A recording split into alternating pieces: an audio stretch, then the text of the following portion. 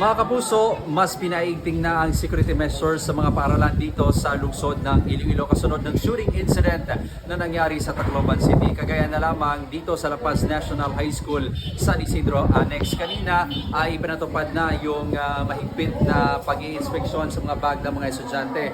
Dito mga kapuso, sa pagpasok dito ng mga estudyante sa gate ay sasalubungin sila dito ng inspeksyon ng guard. Kung saan kanina nga ay may mga kinumpiska na mga pointed objects gaya ng mga gunting itong personnel natin o yung security guard, mga cutter at isa sa uli naman actually ito kung mapapatunayan gagamitin sa activity sa kanilang mga classrooms. Ayon din dito sa administration ng paaralan ay magsasagawa din sila ng surprise inspections sa anumang oras simula ngayong araw upang masiguro talaga na walang mga kontrabando na makakapasok sa paaralan.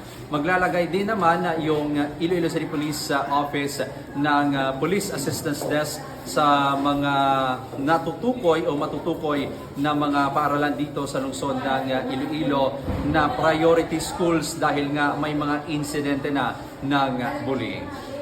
Yan muna ang latest mula dito sa Iloilo. Ako nyo kapuso, Kim Salinas ng GMA Regional TV.